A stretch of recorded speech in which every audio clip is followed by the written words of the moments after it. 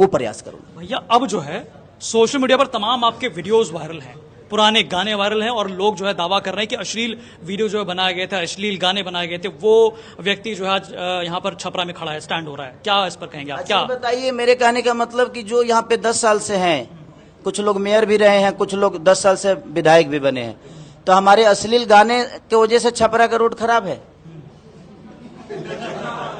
नहीं ना, हमारे अश्लील गाने की वजह से यहाँ के नाला में पानी रुक रहा है। तो उन ट्रोलर्स को क्या जवाब देंगे आप? नहीं, मैं पूछ रहा हूँ, उसका मैं जवाब सबसे बोल रहा हूँ। अश्लील गाने की वजह से यहाँ नाला में पानी रुक रहा है। ये जो बारिश हुआ था मेरे अश्लील गाने से हुआ था। आज जो लोग घर में ठेहुन भर घुस गया है पानी यहाँ, वो अश्लील गाने की वजह से हुआ है। वो ठलाली से रोटी बोर के हुआ है उधर, नहीं ना। आज अस्पताल खराब हुआ है हमारे गाने की वजह से। आज हॉस्पिटल से लेके स्कूल की व्यवस्था खराब हुई है हमारे गाने की वजह से। यार, गाने और जिंदगी में बहुत फर्क होता है। गाने से इंटरटेन किया जा सकता है, बट जो आपने व्यवस्था दी है उससे भविष्य तय होता है। हमारे गाने से किसी का भविष्य खराब हुआ है तो कोई बता दे मुझे। कोई भी आदमी ये कह दे कि मेरे गाने की वजह से किसी का भविष्य खराब हुआ है, नहीं भाई। आप 10 साल रहे, कोई मेयर रहा तो कोई विधायक रहा, आपके व्यवस्था से यहाँ के बच्चों का भविष्य बर्बाद हो रहा है। हमारे गाने की वजह से भविष्य किसी का बर्बाद नहीं हो रहा है। भाई, मैंने दिया, मार्केट में छोड़ा, आपको सुनना है सुनो, नहीं सुनना है मत सुनो, क्या फर्क पड़ता है? तो जब आप सुन ही रहे हो, आप मजा भी ले रहे हो, बंद रूम में तो सब लोग सुनते हैं उठलाली से रोटी बोर के, और बाहर सबके सब संत बन के घूम रहे हैं। अब बीजेपी में जितने सांसद बने हैं और जो अभी अभी ज्वाइन भी किए हैं हमारे पवन भैया, तो ये लोग क्या आसाराम बापू हैं? इनको तो बाप रे, मैंने प्रेमानंद जी तो है नहीं, सबके सब कहने के लिए है। तो भाई, जिस पार्टी के लोग हैं उन्हीं से पूछिए ना इस बात को कि आप अगर खेसारी को अश्लील बता रहे हैं तो आपके ही पार्टी में 4-4, 5-5 कलाकार गए हैं। ये कौन सा है? प्रेमानंद प्रवचन करके गए वहां तक? नहीं ना। ये तो कहने के लिए, किसी को छोटा दिखाने के लिए कि हाँ खेसारी को ट्रोल कर दो, खेसारी को बोल दो, ये अलग विषय है भाई। तो किसी को जुबान से छोटा आप नहीं करोगे। खेसारी अगर यहाँ बना है और बैठा है तो खेसारी आप लोगों के प्यार और आशीर्वाद से बना है। किसी 2-4 लोगों के शब्दों से मैं नहीं बड़ा हुआ हूँ, मैं करके बड़ा हुआ हूँ। तो शब्द से आप मुझे थोड़ी देर के लिए ट्रोल कर सकते हो, छोटा नहीं कर सकते। अच्छा भैया, आप पवन भैया का नाम लिए तो यहाँ पर उनकी वाइफ ज्योति सिंह जो है अब निर्दलीय चुनाव लड़ रही हैं, तो आपका आज एक बयान जो है काफी वायरल हो रहा है कि आप जाएंगे? नहीं, देखिए, सबसे बड़ी कि मैं खुद ही चुनाव लड़ रहा हूं, तो मेरे लिए थोड़ा सा मुसीबत हो रहा है, लेकिन मैं सबसे अपील कर रहा हूं, आज भी कर रहा हूं। मैं एक पार्टी का आदमी हूं, उसके बावजूद भी इंसानियत मेरे दिल में है, क्योंकि मैं पार्टी नहीं बल्कि पार्टी से ऊपर का काम करता हूं हमेशा, एक इंसान के तौर पर। मैं हम सबसे बोलूंगा कि उस महिला को आप लोगों को जरूर जिताना चाहिए, क्योंकि वो बहुत, अब आप लोगों के अलावा उनके पास कुछ है नहीं। और मैं सबसे कहूंगा कि उनको आप सबकी जरूरत है, और मैं अपील भी कर रहा हूं उनके लिए, बिल्कुल कर रहा हूं। मुझे पता है कि जबकि मेरे पार्टी का कोई ना कोई वहां खड़ा होगा, बट एक इंसानियत के तौर पे कह रहा हूं।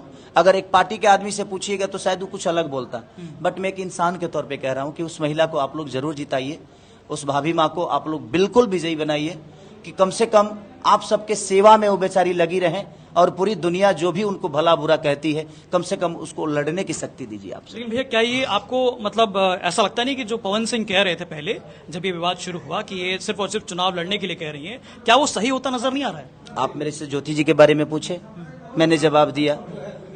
अब उनके बारे में मत पूछिए, उनका अलग विचारधारा है, मेरा अलग विचारधारा है। अच्छा भैया, अब मुझे बताइए कि अब मान लीजिए आप जो है जब पहली बार यहाँ पर टिकट लेने गए भैया के पास, और वहाँ पर चाचा जी भी वहाँ मौजूद थे, तो क्या कुछ जो है बातचीत आपको भाई, हमको टिकट लेने नहीं गए थे यार भाई, हम तो फंस गए।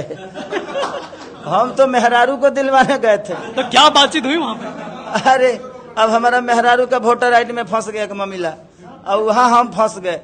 अब वहां पे मैं आज तक अपने चाचा का बात काटा नहीं हूँ, उस माँ का बात नहीं काटा हूँ, क्योंकि उन्होंने हमें ना आजादी दी है बोलने की। आज खेसारी बोल रहा है, चाहे छोटे छोटे बच्चे भी आज बोल रहे हैं ना, तो कहीं ना कहीं हमारी चाचा का बहुत बड़ा योगदान है इसमें। तो अब उनका मैं बात कैसे काटूं? चाचा का भाई अब कहले कि ते ही लड़, का करबे जब कागज ना भइल तो हम कि अब हम लड़ी, कहाँ से लड़ी? हम तो आज अपना जीवन से लड़ल बनी। लेकिन ठीक है, शायद भगवान को कुछ यही मंजूर था कि छपरा का विकास खेसारी के हाथों लिखा था, और मैं प्रयास करूंगा कि छपरा को खेसारी से भी बड़ी बेहतर खूबसूरत बनाऊं। भैया यही छपरा है जहां पर आप जो है बचपन में खेले कूदे दौड़े भागे, उसके बाद आज जो है आप यहाँ पर बाकायदा प्रत्याशी के तौर पर चुनाव लड़ रहे हैं, वो लाइफ कैसे आप देख रहे हैं आप आज? अरे भाई हम प्रत्याशी है ये नहीं है ना, हम प्रत्याशी होते तो कब का बन चुके होते। आपको क्या लगता है मुझे विधायक बनना होता तो मैं नहीं बना होता, मैं राज्यसभा चला गया होता अब तक, बट मेरे विचारधारा में था ही नहीं वो।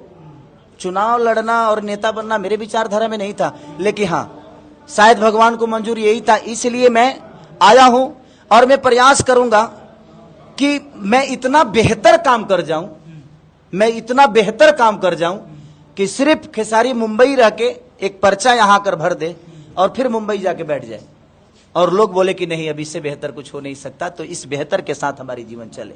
मैं दुनिया में कहीं भी रहूं, बट कोशिश और प्रयास हमारी हमेशा रहेगी कि यहाँ की जो रोज की व्यवस्था है, लोगों की समस्या है, उसको अपना समस्या बन के और जिस व्यवस्था में मैं रहता हूं वैसा ही व्यवस्था इन लोगों को प्रेजेंट कराऊं और अपने हुनर से इनका सेवा करूं। लेकिन भैया मुंबई से यहाँ आना जाना फिर कठिन नहीं हो जाएगा? भाई कोई जरूरी थोड़ी, आज तो 2 घंटा लगता है।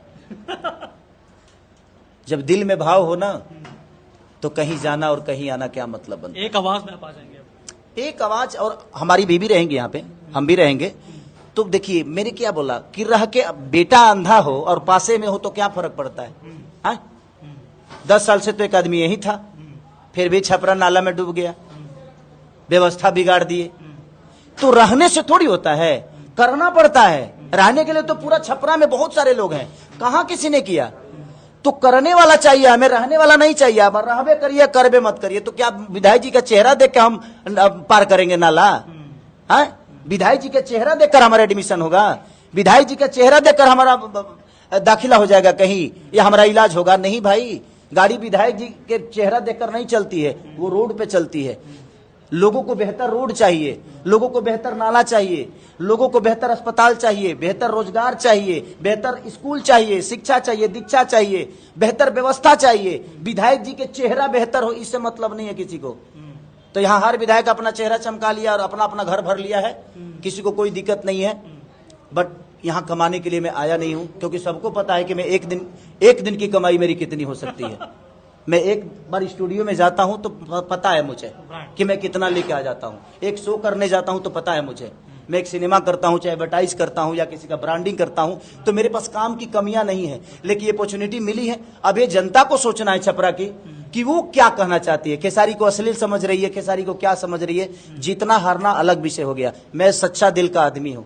अगर लोगों को लगेगा कि नहीं यार खेसारी हमारा कर सकता है तो ये देंगे, अगर इनको लगेगा कि नहीं यार ये नहीं करेगा तो नहीं देंगे।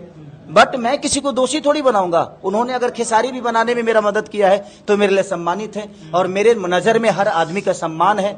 अब इनकी बारी है, ये अपने खेसारी को कहां देखना चाहते हैं, क्योंकि छपरा खेसारी खुदा ना खास अगर कुछ नीच ऊंच हो गया तो जवाब मुझे थोड़ी देना है, ये तो छपरा के लोगों को देना है कि यार एक इतना प्यारा इंसान छपरा में आया और आप लोगों ने उसका सम्मान नहीं किया।